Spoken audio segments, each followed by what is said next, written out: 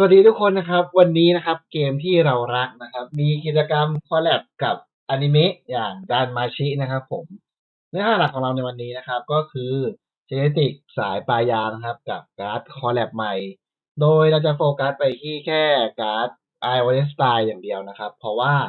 ตัวการ์ดเบลคราเนลเนี่ยเราไม่ได้ใช้อยู่แล้วนะครับเราใช้ไม่ได้นะครับมันเป็นของสายเวทนะครับผม ถ้าเกิดคุณอยากเติมเกมที่เรารักนะครับแนะนำเลยครับยาดาเกมเซ็นเตอร์นะครับร้านประจำผมนะครับผมไม่ว่าจะเป็นแพ็ครายเดือนเล่นพาร์ทหรือว่าเป็นแพ็คต่างโลนครับสามารถเติมได้เลยครับที่ยาดาเกมเซ็นเตอร์นะครับหลังจากใช้บริการนะครับอย่าลืมบอกนะว่ามาจากเจตโคนนะครับผมมาที่ตัวคุณสมบัติของการ์ดไอโอเลสไตล์ก่อนเลยนะครับตัวการ์ดเนี่ยก็จะเพิ่ม Final Damage นะครับตรงๆเลยก็คือ 10%นะครับแล้วหลังจาก Move Speed 100%ขึ้นไปเนี่ยมันก็จะมี Final Damage แรงขึ้น 1%ทุกๆ 10%ของ Move Speed ที่เพิ่มขึ้นมานะครับก็ตัวอย่างนะครับสมมุติว่าเรามี Move Speed 150%นะครับเราเนี่ยก็จะแรงขึ้น 5%จากโบนัสตรงนี้นะครับของการ์ดนะครับผมก็หรือก็คือเรา Move Speed 150%เนี่ยเราก็ได้ Final Damage 15%นะครับผมแบบไม่ตีบวกนะถ้าตีบวกก็จะเพิ่มขึ้นไปอีกนะครับ แน่นอนนะครับว่าการ์ดใบนี้เนี่ยมันเป็นการ์ดส่วนเสื้อมันก็จะไปทับกับการ์ดเสื้อที่เราใช้อยู่เป็นประจำนะครับผมก็คือตัวมูนักดาวนะครับหรือว่าจะเป็นการ์ดตีเผาต่างๆแบบกูมันเดอร์ไนท์ที่ใช้ลงตัวดานปลาหมึกนะครับหรือจะเป็นตัวดานธนาทอสนะครับผมแล้วก็มีการ์ดพอยตาต้านะครับแต่ว่าคนอาจจะไม่ค่อยได้ใช้กันนะครับผมเพราะงั้นนะครับเดี๋ยวผมจะขอแบ่งการเทสนะครับผมเป็น2อย่างก็คือ แบบ ignore depth พอนะครับแล้วก็ ignore depth ไม่พอนะครับโดยจะเทสไปที่ตัวบอสอย่างตัวบอสในพลปลาหมึกของดันแฟร์นะครับโดยจากสเตตของบอสแล้วเนี่ยเราจะเห็นได้ว่าเราเนี่ยจะต้องมี ignore depth ให้ถึง160%นะครับเพื่อที่จะไม่โดนลดดาเมจจากค่า ignore depth ของบอสนะครับผมซึ่งการเทสเนี่ยเราจะดูการเปลี่ยนแปลงของดาเมจจากการใส่การ์ดนะครับเช่นก็ไม่ใส่มูหนัก แล้ว ignore depth เราไม่พอนะครับผมดาเมจเท่านี้พอใส่มูหนักให้ ignore depth พอนะครับก็ดาเมจก็จะขึ้นมานะครับใส่ไอวอลเลสไตล์ดาเมจเราขึ้นมาเท่านี้นะครับเยอะกว่ามูหนักหรือเปล่าแล้วเราก็เทียบกันนะครับผมเราก็จะรวมตัวการ์ดกูมันเดอร์ไนท์เข้าไปด้วยนะครับเพราะว่ากูมันเดอร์ไนท์นะครับมันตีเดมอนนะครับแล้วในพลปลาหมึกนะครับก็เป็นเดมอนเหมือนกันนะครับผม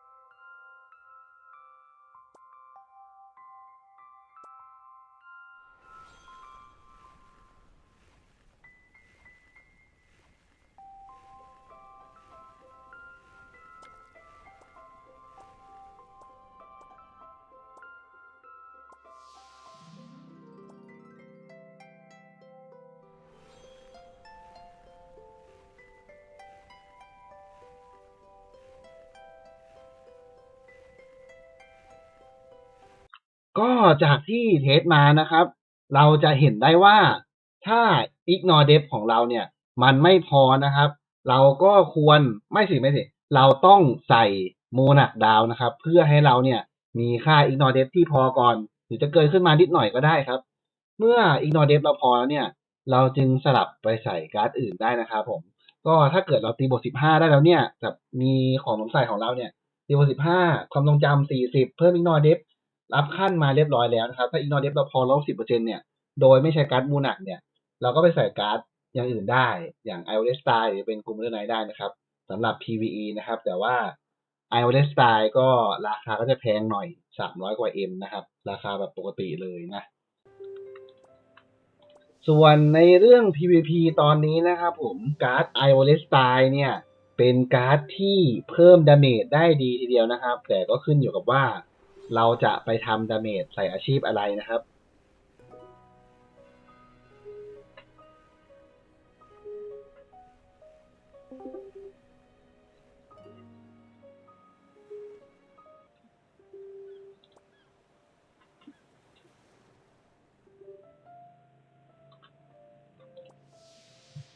ถ้าทำดาเมจใส่อาชีพสายแท้งสายซับตัวการ์ดมูนักดาวกับตัว Ioless Style เนี่ยมันก็ไม่ต่างกันมากนะครับในเรื่องของดาเมจนะเพราะว่ามันยังมีตัวค่า reduction ต่างๆเป็นตัว P-dep ของที่ตัวแท้งตัวซับเขามีนะครับผม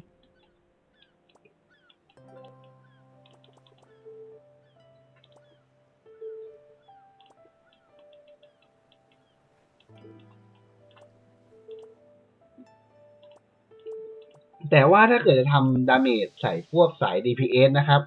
การ์ด Ioless Style เนี่ยก็จะทำดาเมจเพิ่มขึ้นได้ดีนะครับผมเพราะว่าเราก็แบบสกิลทีใส่ DPS เนี่ยก็500,000ถูกไหมครับก็ถ้าเกิด Ioless Style ทำตัว